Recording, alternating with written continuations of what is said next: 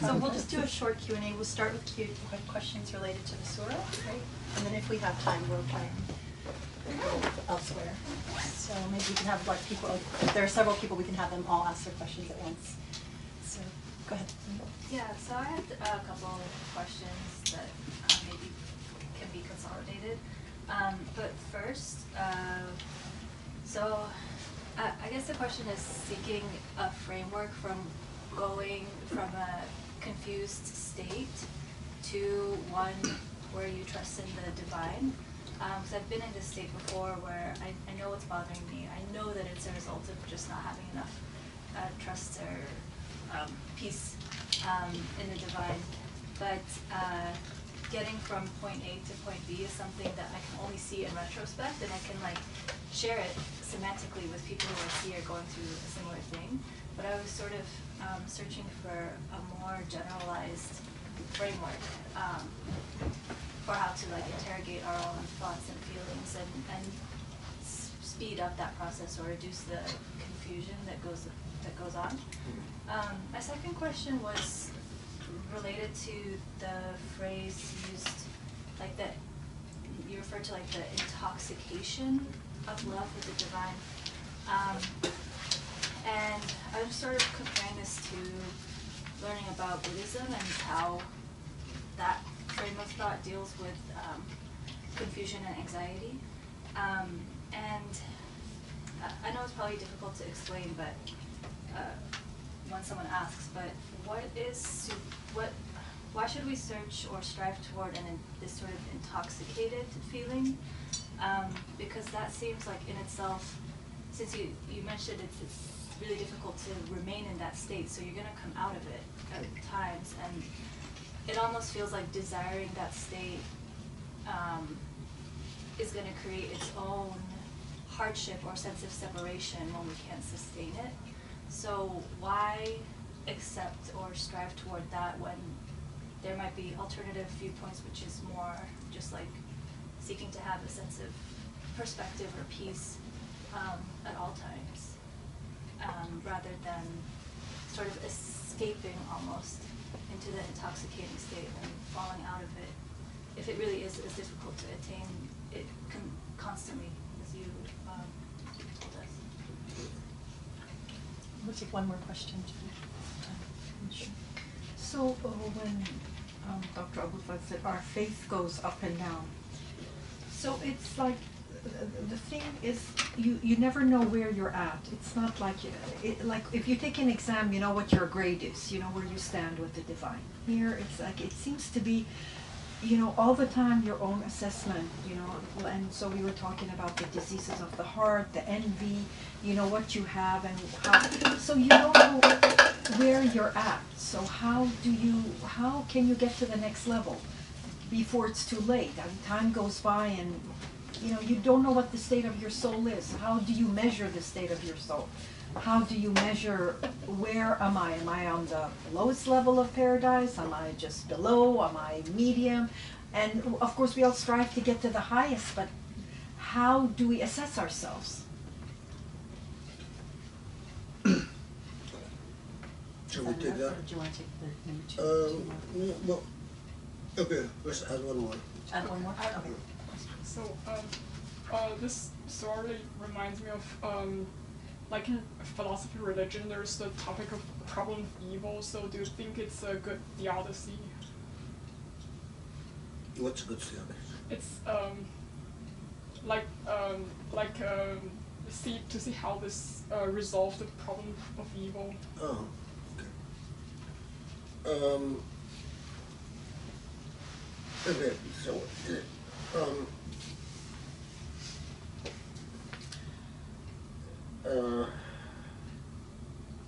I was thinking of a way whether I can unite the questions, but I don't think it's possible.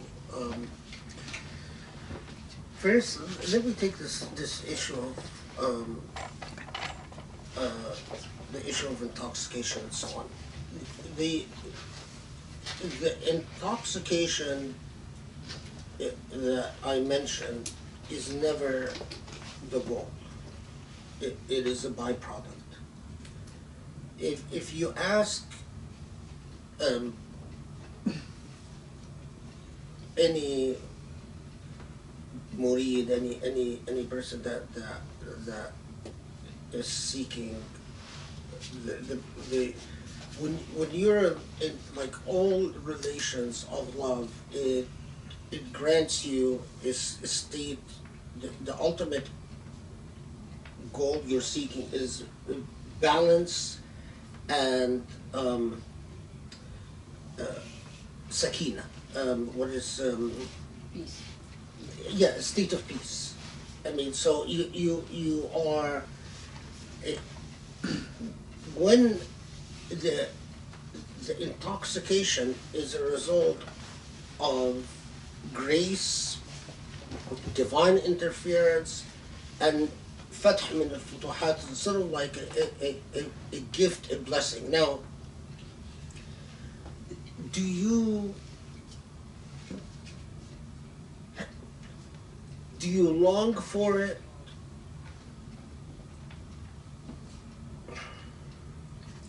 I mean, here I'm trying to separate between my journey and, I was taught that you shouldn't long for it. That it's like a gift from Allah. When it comes, it leads to great insights. You see reality for what it is. You understand things that in a flash, things come together in the same way that, if you've been studying the cello suites but in a flash, everything comes together and you understand what the cello suites are all about, and you say, oh my God, I see the genius. It's not an issue of longing for it. You can't have that flash of genius all the time. It leaves you with a deep sense of satisfaction and tranquility. But I will be the first to admit that I violated the rule I was taught. I long for it. And I say so in my writings. I mean, I write about the longing. But I see the wisdom of my teachers in telling me you shouldn't long for it. And that it's improper to long for it. And that, in fact, I remember once being told it's like receiving the revelation. The Prophet ﷺ, it wouldn't make sense for the Prophet ﷺ to say, I long for revelation. He gets revelation, he transmits revelation, that's it. But it's not coherent for him to say,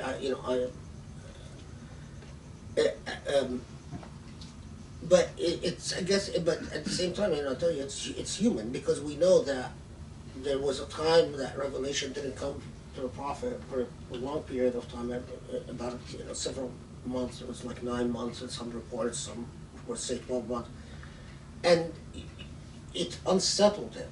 I don't know if he longed for it, but it unsettled him. Anyway, but I mean, so I'm happy you raised this point, because it's not, the goal is not the intoxication.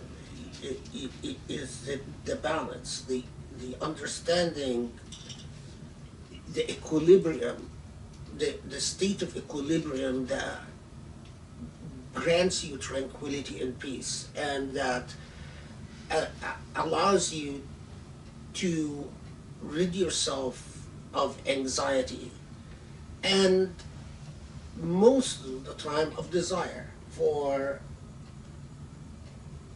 passing things, most of the time. Of course, I am no near perfection, and if I grade myself, and this brings me to Shireen's, if I grade myself as a failure.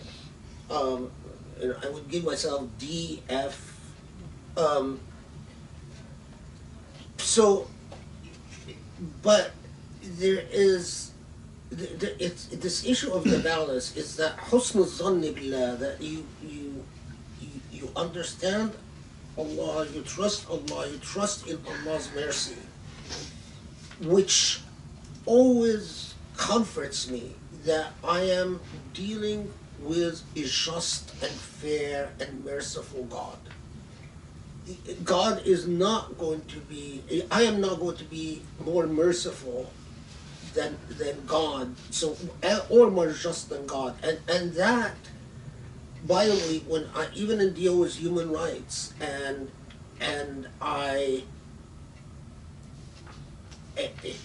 it allows me to deal to think of the ugliness that I see in the world and say, you know, if I desire greater justice and greater mercy, but if within the laws of cosmology and the laws of creation and the laws of causation and the sunnah al-kawn, the laws of the historical laws that Allah embedded within the idea of justice, in the sense that those who do good must yield good and those who do bad yield, I am not going to be more just or merciful than Allah, and so I am ultimately, when all is said and done, I am at peace. Although I struggle to change the reality, but I don't detest the process. And that allows me in turn to be at peace with my own existence in this process. So I'm not like the sophists who look at existence with a great deal of disdain. I'm not like those who think, you know, if you're truly just, you should just wish for death because it's such an ugly and horrible and unjust world. You know, I look at existence and history and the future as ultimately a process, a byproduct of a just and merciful God. Anyway, but your question had to do more with so when I say that I grade myself very low marks, it's because I know also at the same time that if I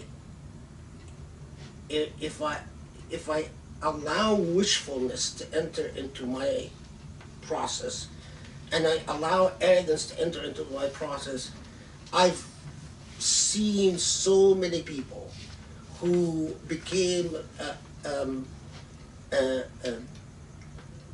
missing the word, who became complacent with their piety, and very quickly, you know,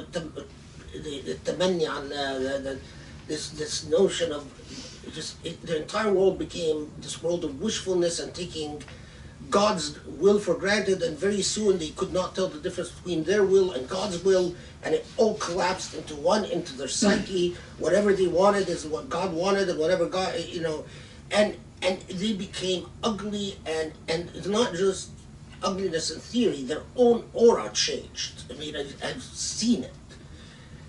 So to guard that, against that, yes, I'm extremely critical of myself, but at the same time, I trust that this is a fair and compassionate God in the way I know this God. And so you should never,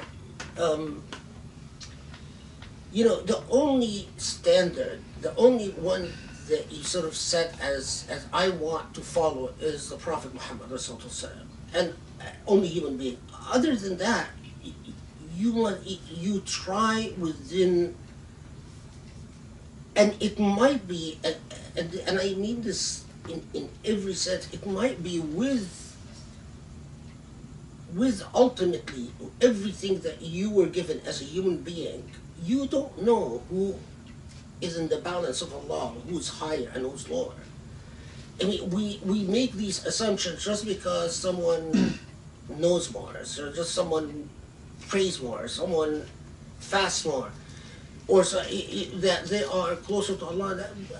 We don't know that, because it is not just our objective physical circumstances, but also everything that Allah knows about us, our genetic makeup, our families, our opportunities, our, the way that our children, our spouses are. Allah knows what He put into each of our packages, and Allah knows what our potential is and what we realize are. And trusting in a just and fair God is trusting, it's enjoying that tranquility, is as long as I am trying the best that I can, and as long as I'm not being presumptuous about my relationship with Allah, then I walk my own path and make my own peace. And you guard against presumptuous. And by the way, the other thing that I'll say, and again, it's in a very concrete way. How judgmental should you be of yourself? It is in direct proportion to the extent to which you hold yourself as an authority over others, or as authoritative example to others. If you pose as a teacher or as an imam, you must be extremely judgmental of yourself. So it's fair for me to give myself an F and D, because I teach and because I give khutbahs.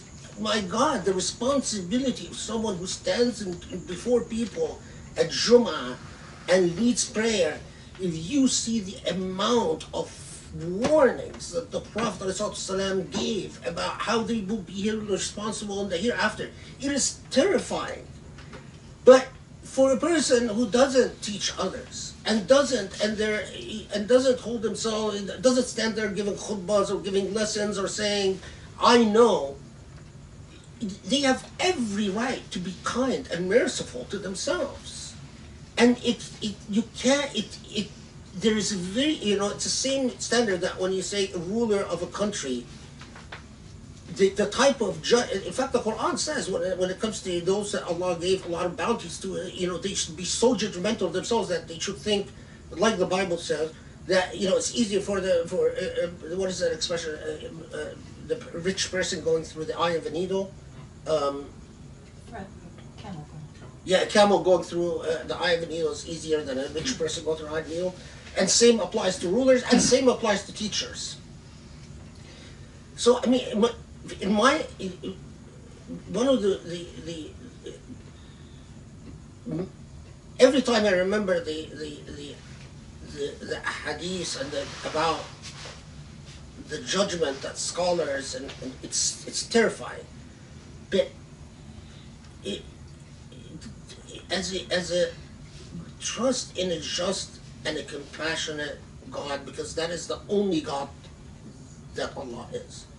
And set your, there's no finishing line. It's you achieve one goal to the other. So if you know that you backbite, I mean, just a simple example. So your next goal is, or that you tend to rush through prayer, or you tend to pray, you achieve these concrete goals, and you achieve it, and then you move to the next goal. There is no finish line. So you don't have to worry about, I must reach the intoxication state. No. You might, why? It might be appropriate for some people, and if Allah knew that it would benefit you, and you were truly, sincere in your desire for Allah, Allah would have given it to you. It's like some people dream of the Prophet ﷺ, some people don't. My mother, until she died, she would always tell me, one of the things that, she was extremely pious, one of the most pious people I've ever known in my life. But till the very end, she longed to see the Prophet in a dream. Never happened. some people I meet, and I think to myself, why did they dream of the Prophet? These things, it's like the arzaq. It's like it's from Allah, but as long as you believe in a merciful and just, and then you know that God within your own relationship with that God.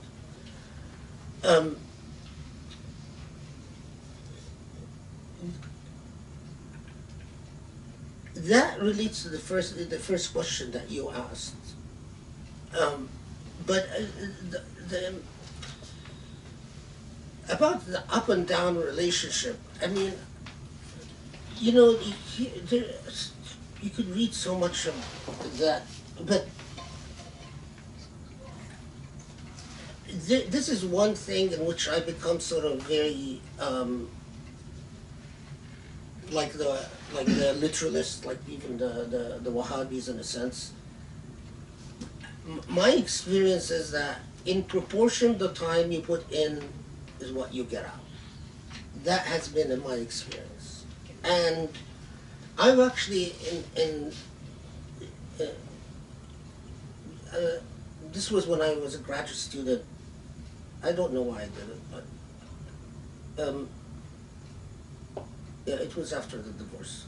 I sat there and I calculated how many minutes of life we spend in prayer or in dua, and then how many minutes we spend in everything else. And I sat there and these crazy charts. And it was completely new. It was right before we met, by the way. And it struck me that we really don't. I mean, even if you do your 5 prayers and you do sunnah and do, even it's just the amount, proportion of time that we spend seeking God. And I try to exclude things done with a suspicion or the shubha of having done it for other than godly reasons. Like, if I went, gave a lecture, but I know that I actually gave the lecture because of the honorarium, or or the prestige, or the resume, or the CV, or whatever. And I have found that it's quite amazing that the more that you put time in it, you get, and that's just from my own perspective on it.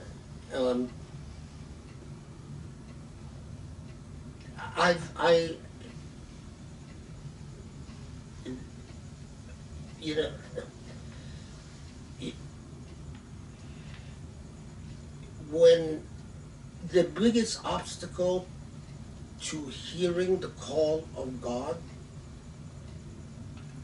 is ego. And again, that's my experience.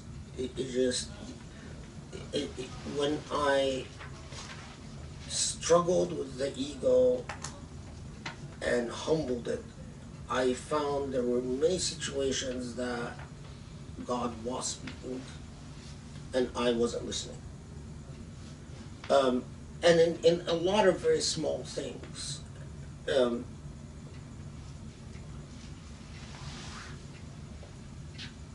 Yeah. I mean, that's just to cut through a lot of because academics, in the way they answer questions, sometimes can confuse rather than help. So the best way I think I can help is to personalize it, rather than to intellectualize it. The question about theodicy, the issue of evil and good in the Islamic tradition, my God, there's been so much, because initially,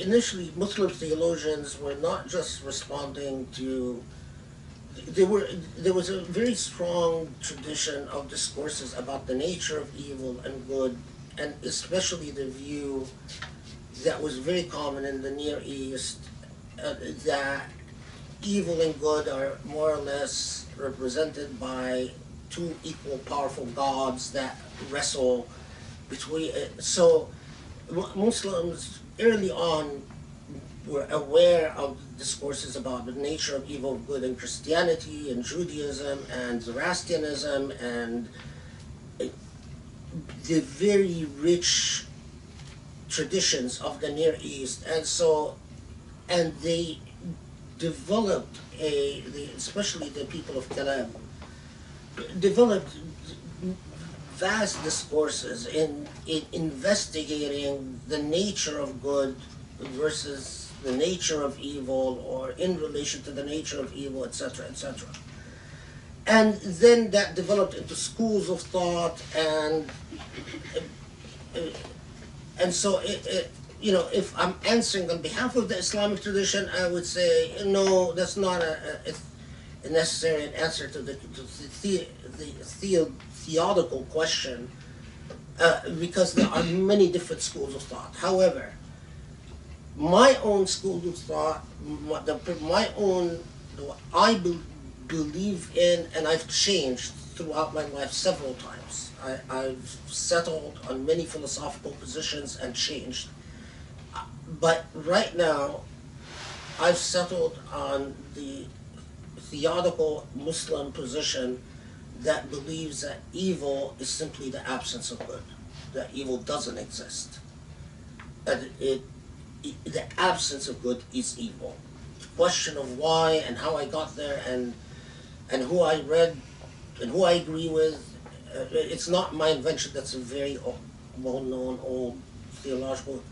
It's a very long question, but I mean the surah that we talked about, the intention is not to answer with the nature of evil and the nature of good. The intention is to remind you of the cyclical nature, the cyclical relationship between hardship and ease. And so I wouldn't go as far as saying it attempts in any way to answer the more theological question of what is evil and what is good in a deeper sense. No, that's much bigger. Amanda? You want to go first? Okay. So I want to connect the dots with something that you said at the very beginning, which was allow me to suffer, like who cares about my suffering, so that I could witness others suffering. And I'm connecting the dots with the paradoxical, cyclical experience of suffering or hardship and ease.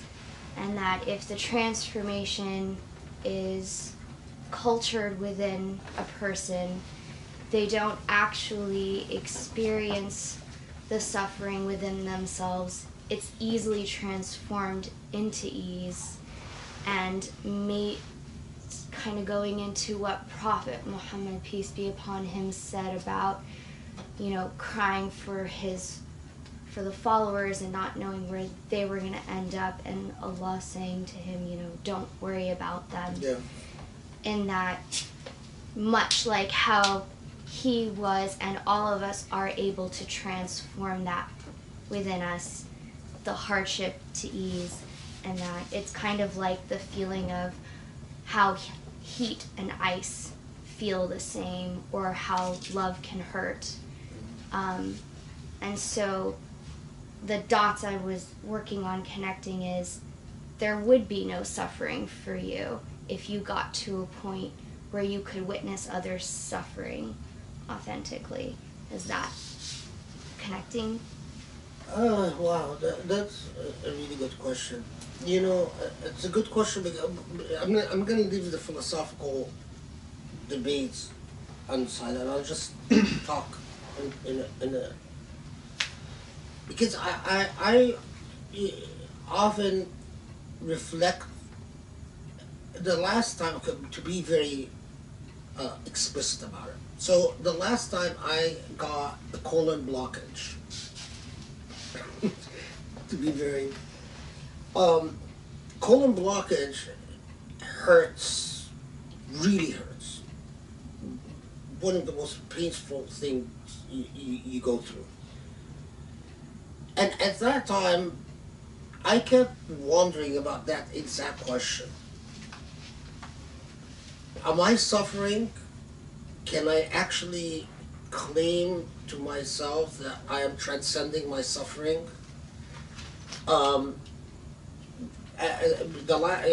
Of course, you lose a lot of weight, you get very ill, and so on. And does God, is that even the goal? I think the aspiration is, there's another story that has always stuck with me about a mystic who was pondering that same question, and he composed a famous poem where he basically says, I love God so much that whatever God tests me with won't matter. Did I mention the story before? No, but I get that. Huh? No, but I get that. Yeah. And then, as the story goes, that God humbles this person by giving him an habesibol, which is basically where you can't urinate, and urine builds up in your bladder, extremely painful.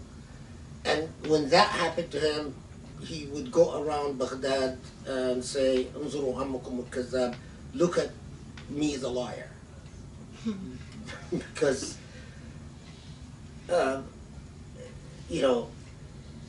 so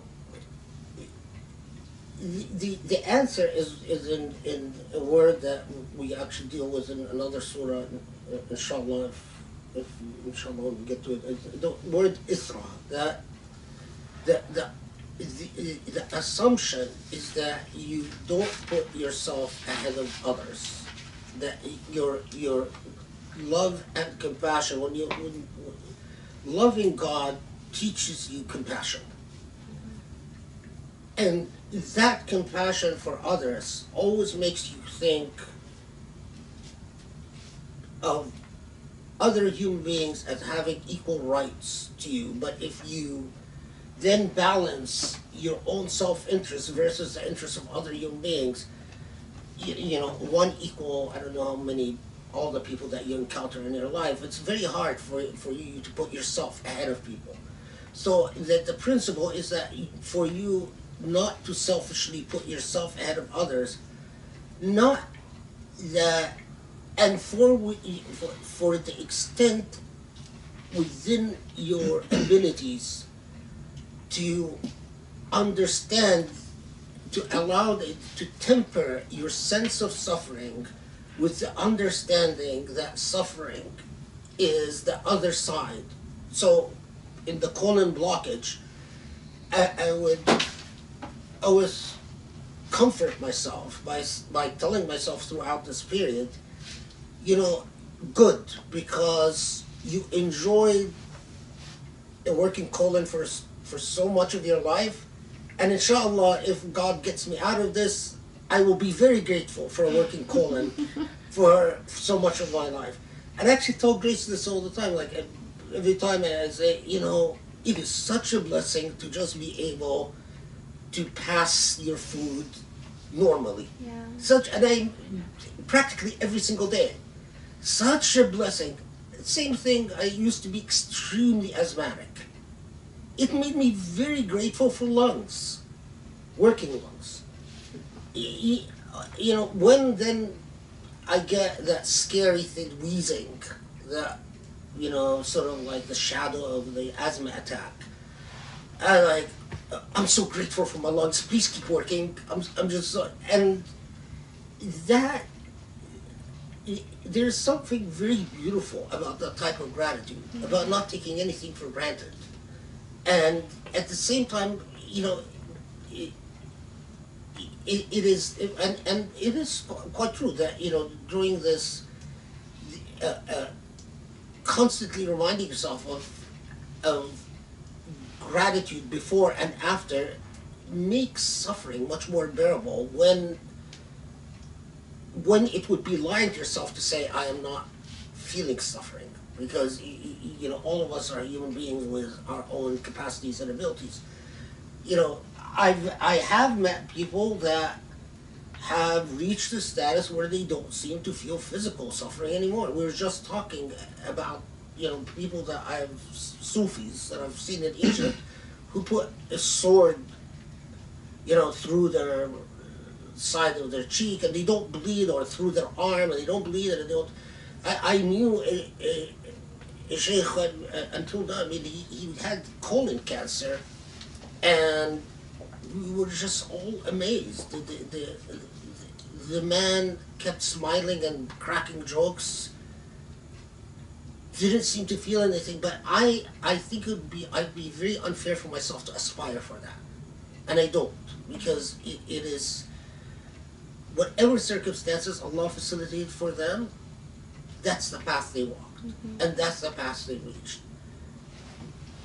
But I don't think that's the path that is I expect of myself or Allah expects of me. Thank you. I just have a simple question regarding There are no simple questions. You know that? Nothing simple. regarding number 4 and 5 in nama al-usri yusra, fa inna ma'al usri yusra, inna ma'al usri yusra, and then the meaning that is actually double.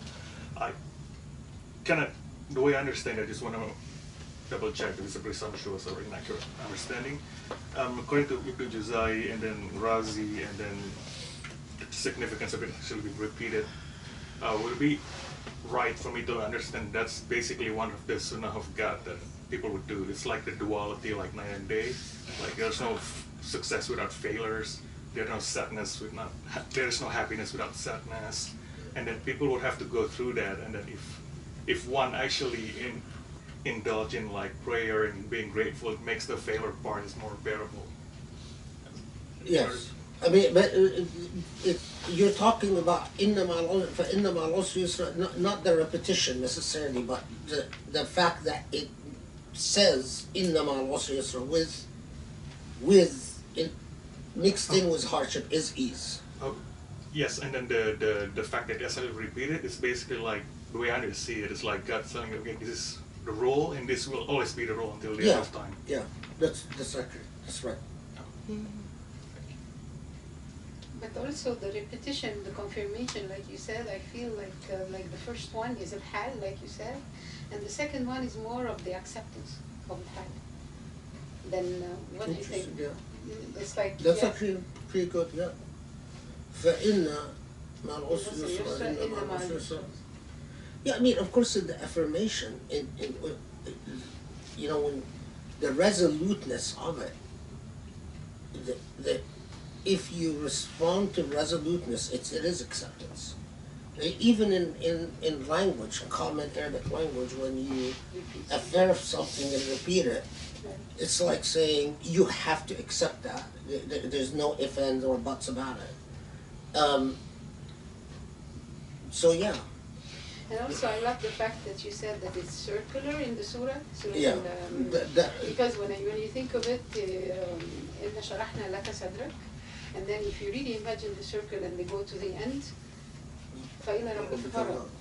You know, إِنَّ شَرَحْنَا لَكَ صَدْرَكَ فإلى ربك فارغب. Yeah. So it's fantastic, the connection, I think, between the first and the last one. This is why Surah Sharh, I mean, even people, I believe that a lot of people who memorize it, once they know the meaning, they know it's like this circular beauty in the surah touches their heart, so that once you mention it to them, it's as if they've known it all along. It's like it's something innate in them, is aware of it, even if they are not consciously aware of it. So, I mean, over the years when I've mentioned this to people about Surah Sharh, they say, oh, wow, yeah, I've always felt that way. It has light. It really has light. But also one tiny thing about the opening of the chest of the Rasul that I never heard of. That's the first time I hear it. I mean, why would God need to open the chest of the Prophet if he is the creator of the heart and of the Prophet, number one. Number two, why would he do it 5 times? Even if, let's say, we accepted the I mean, first one. the 5 times, of course, it's in some reports. I mean, it's some reports, so it's not everyone's view that it happened 5 times, but It's the first time I hear but, it. yeah. at all. I mean, it's how many did anyone else hear of it before? Yeah, I've heard it. Okay, so Really? yeah, I mean, Booklet. Very shukr, common experience. First time. I have a big problem with it. I mean, It's exactly like the crucifixion of Jesus. It's the same. in the old days when I would actually, believe it or not, there was once upon a time a period in my life where I would give talks to children. I can't imagine it now. I'm like the most. Yeah. What are you kidding? I never, even when I was in my 20s, I was not fit to speak to children. I feel sorry for these kids. I confused the heck out of them. I think I probably ruined their life forever. I will still remember their faces. There were people at ISNA who, for some reason, gave me children to speak to, and I still remember their poor faces. And it's part of like realizing that, okay, you don't do this. It's not right. But I was. I mean, they had all learned from the Islamic school that this is like you cannot. And of course, the kids wanted to know if the story is true, and I gave them I started giving them schools of thought, and this person said, and this person said. And, my position is controversial. I didn't say that. I just gave them schools of thought, and I don't know what. Anyway, so yeah, it was very interesting. I got kicked out eventually. I don't actually blame them. I think they did the right thing.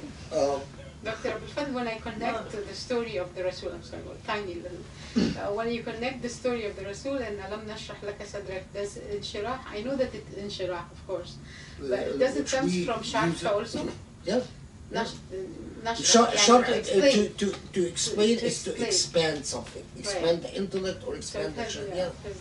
It's the same.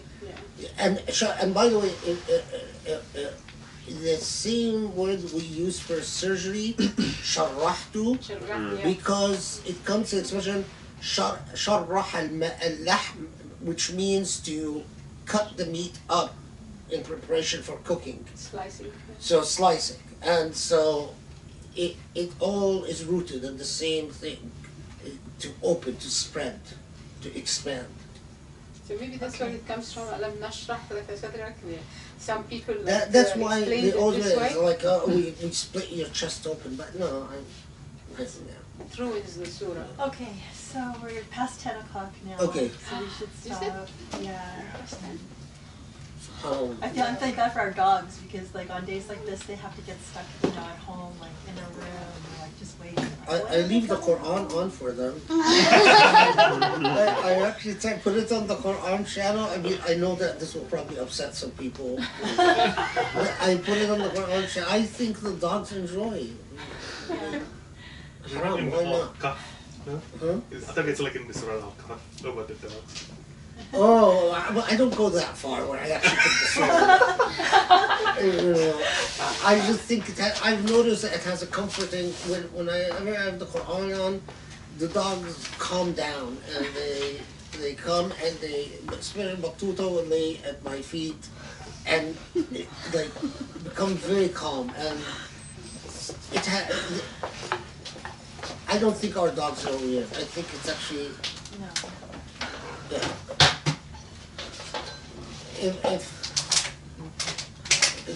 you realize that this is why I like conference, because it's like immediately I'm like starting to freak out that I'm mentioning Quran and dogs in the same word in public, and that's because I'm an immigrant, and fear and cowardice have been drilled into me from my childhood. If I was a convert, it wouldn't even occur to me. Fear and cowardice. That's how they control. Yeah, it's they feed it to us in our milk. You shall be afraid. Yeah. the rulers, and these are your true gods, and then there's no Islam with oppression, no Islam with despotism. It's deformed, hypocritical, that, you know, beauty needs freedom. Okay, alhamdulillah. Thank you very much. Very much. Thank you, guys.